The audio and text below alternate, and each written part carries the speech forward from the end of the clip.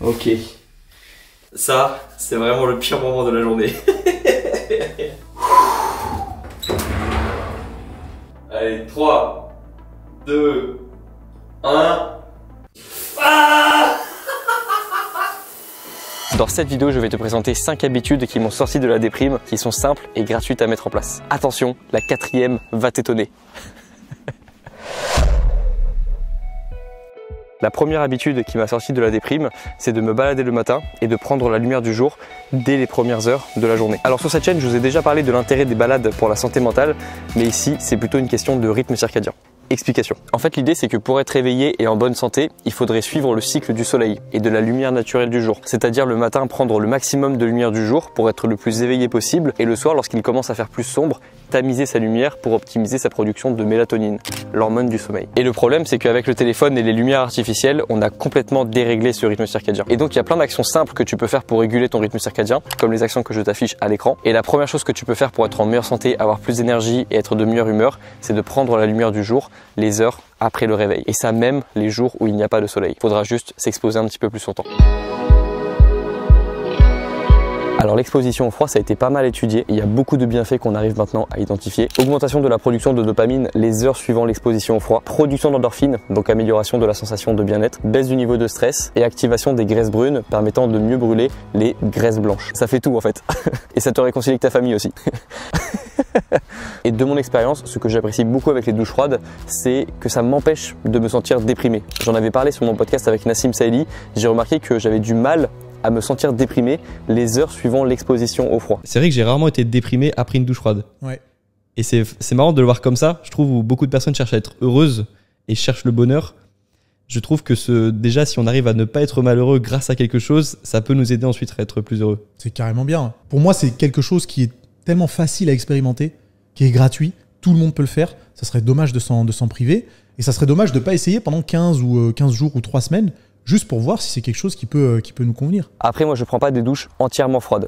Je commence par de l'eau tiède et ensuite, je finis par 1 minute d'exposition à une eau froide. Donc, c'est comme ça que je conseille de le faire. Une exposition d'abord à une eau tiède et ensuite à une eau froide, voire très froide. Une autre habitude qui m'a aidé à sortir de la déprime, c'est de voir mes pensées à la 3e personne. Il y a beaucoup de personnes qui disent « je suis triste, je suis énervé, je suis ci, je suis ça » et qui associent les émotions qu'elles ressentent à l'identité qu'elles ont. Mais pour pouvoir se considérer comme quelqu'un de triste, il faut à la fois recevoir l'émotion de la tristesse et agir comme quelqu'un de triste. Il faut 2 éléments, une émotion et une action. Et moi par exemple, il peut m'arriver bien sûr de ressentir de la tristesse. Par contre, je n'ai pas envie de me considérer comme quelqu'un de triste. Je n'ai pas envie que ça fasse partie de mon identité. Donc, lorsque je ressens l'émotion de la tristesse, j'essaie de ne pas agir comme quelqu'un de triste. Parce qu'à ce moment-là, ça peut affecter mon identité. Je me serais vu agir comme quelqu'un de triste. Et il y a quelque chose que j'ai remarqué aussi, c'est que c'est vraiment une question de vague. Si tu ressens une émotion, surtout une émotion négative, mais aussi une émotion positive, si tu attends un petit peu, si tu arrives à être plus fort que l'émotion, et à ne pas agir juste quand l'émotion arrive, tu verras que quelques minutes après ou quelques heures après, l'émotion disparaîtra. Et si tu arrives à comprendre ça, que c'est juste quelque chose qui va passer dans ton corps, dans ton cerveau, je sais pas où ça passe une émotion, en tout cas je sais que on la ressent à un moment. Si tu arrives à comprendre que c'est juste quelque chose qui va passer comme ça, que tu vas ressentir, mais que tu arrives à ne pas agir au moment où tu ressens l'émotion, surtout une émotion négative, bah tu as gagné en fait. Tu as gagné parce que l'émotion que tu as ressentie n'a pas défini ton identité. Tu as été plus fort que l'émotion. Ou alors, tu as pris assez de recul pour l'avoir à la 3e personne. Bon, évidemment, je précise, je n'y arrive pas toujours. Parfois, je ressens l'émotion de la tristesse et ensuite, j'agis comme quelqu'un de triste. Et je pense que il y a une partie de nous qui aime bien se voir comme un loser. Parfois, on se dit, ouais, ce soir, je vais être un loser et je vais pas avoir d'ambition, je vais rien faire. J'essaie juste de faire en sorte que ça ne m'arrive pas assez souvent pour que l'écrasante majorité du temps, j'agisse comme j'ai envie de me voir agir. Et donc, que les rares fois où je n'agis pas de la manière dont j'aimerais me voir agir, donc que je ressens des émotions et que j'agis sous le coup des émotions, ça ne modifie pas mon identité. Est-ce que c'est clair? Si c'est clair, on peut passer à l'habitude suivante. Let's go! Une autre habitude qui m'a sorti de la déprime, vous n'allez pas l'apprécier celle-là, c'est de ne pas toucher à mon téléphone les 90 premières minutes de la journée. Et je rajouterai même ne pas manger. Je me rappelle que lorsque j'étais étudiant, les périodes les plus productives de ma vie, c'est lorsque je me levais le matin à 5 h et que j'avais le ventre vide. Ensuite, je mangeais et j'allais à la fac. J'ai senti parfois dans mes journées un sentiment de réelle déprime lorsque j'étais à peine levé et que j'avais déjà mangé. Parce que j'avais un sentiment de satisfaction qui venait de la nourriture alors que j'avais pas accompli grand chose. Et une fois que j'avais mangé, j'avais pas non plus envie d'accomplir grand chose d'autre de ma journée. J'étais déjà satisfait. J'étais déjà rassasié. Et évidemment, c'est un équilibre à trouver parce que moi, personnellement, j'ai beaucoup de mal à me concentrer lorsque j'ai vraiment trop le ventre vide. Et c'est même dans ces moments-là où je peux être le plus énervé. Je suis extrêmement irritable quand j'ai très faim. Et en même temps, lorsque j'ai trop mangé, je suis content, mais incompétent. C'est ça. Et on en revient à ce fameux équilibre action-récompense que j'évoquais dans ma vidéo sur les réseaux sociaux et qui peut mener certaines personnes à la déprime lorsqu'on a trop de récompenses par rapport aux actions que l'on fait réellement dans la journée. Et pour au contraire renforcer cet équilibre action-récompense, essaye chaque jour de faire une chose difficile.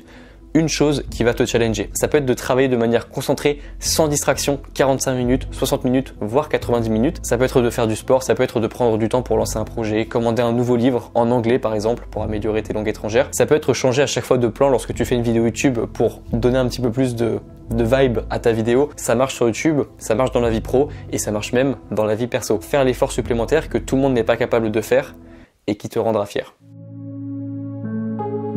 Et la dernière habitude qui m'a sorti de la déprime, c'est de me donner un sens des responsabilités en me disant que j'allais devenir un phare pour mon entourage. Donc un phare dans le sens une lumière au milieu de la nuit. Voilà, vraiment le phare qui éclaire même lorsqu'il fait sombre. De toute façon, je pense que tout le monde sait ce que c'est un phare. Mais ça veut dire partir du principe que, évidemment, au cours de l'hiver, il y a beaucoup de personnes qui dépriment parce que les jours sont plus courts, parce qu'il y a moins de lumière, il y a moins de soleil. Et évidemment que l'hiver a un impact sur moi aussi. Moi, les jours que je préfère, c'est l'été. C'est toujours mes meilleurs souvenirs de l'année et c'est la période de l'année que je préfère. Mais j'aime bien me dire que à un moment où beaucoup de personnes dépriment, je vais essayer d'être une lumière pour ces personnes, de les pousser vers le haut, voire même doubler mes efforts. Parce que l'hiver, c'est une des meilleures périodes possibles pour travailler. Et dans tous les cas, on n'a pas de contrôle sur la situation. Ça fait partie des 4 saisons, on sait qu'il y aura la case hiver à passer, alors autant le voir comme une opportunité de faire mieux que la concurrence, ou en tout cas, de faire mieux que soi-même, de faire mieux que le soi qui aurait refusé l'effort pendant l'hiver parce que il fait trop froid ou parce que les jours finissent trop tôt.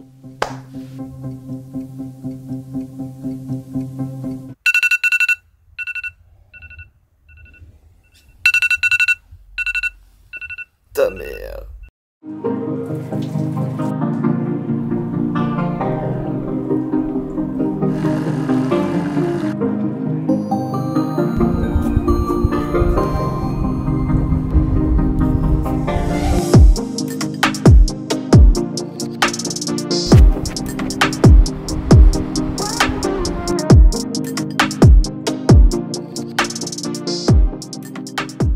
En fait, ma routine, elle est assez simple. J'ai besoin de voir la lumière du jour après le réveil, faire 2 sessions de productivité dans la journée et faire une session de sport, que ce soit un running ou un training. Et le plus important pour moi, c'est les 2 sessions de productivité.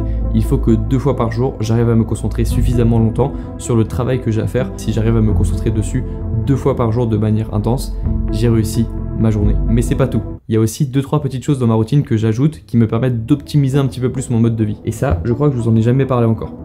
C'est ça.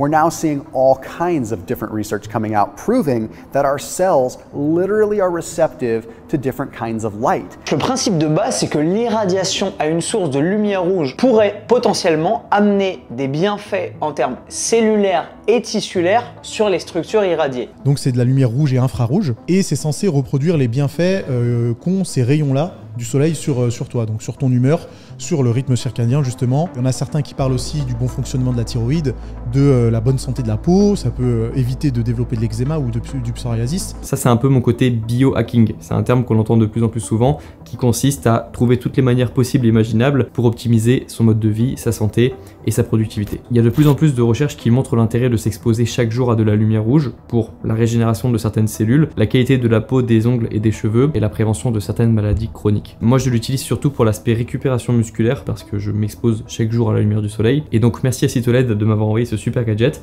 C'est le modèle OnePlus, celui-ci. Et je vous mettrai en description de vidéo un code qui vous permettra d'avoir une réduction sur votre commande si vous aussi vous voulez tester la thérapie par la lumière rouge. Ensuite, une fois que je me suis exposé à la lumière du jour et que j'ai fait mes 2 sessions de productivité, je peux passer au meilleur moment de la journée, l'entraînement à la salle.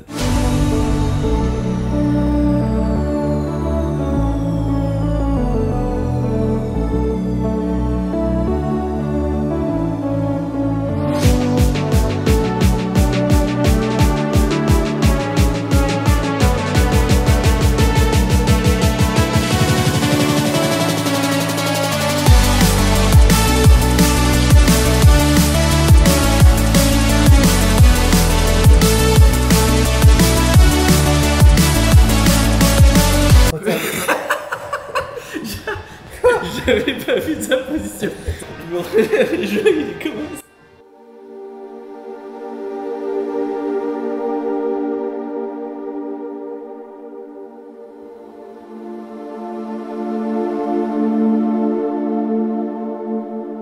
Et donc pourquoi est-ce que cette routine elle m'a sorti de la déprime?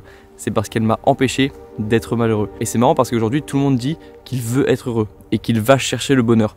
Mais moi j'ai été plus heureux dans ma vie lorsque j'ai éliminé les choses qui me rendaient malheureux. Ça c'est ce que j'appelle une approche à contrario. Et par exemple moi j'ai toujours été quelqu'un d'assez distrait dans ma vie. Mais les fois où j'ai réussi à être le plus concentré, c'était pas les fois où je me forçais à être concentré et que je me rappelais concentre-toi, concentre-toi, concentre-toi.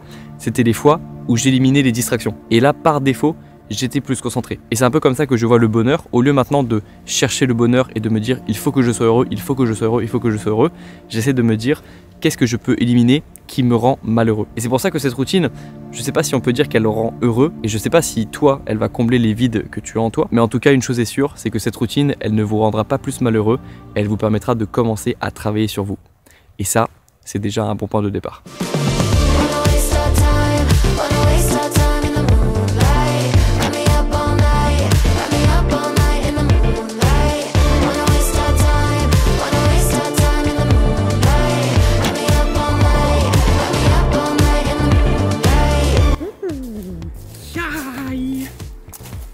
Chai sa mère.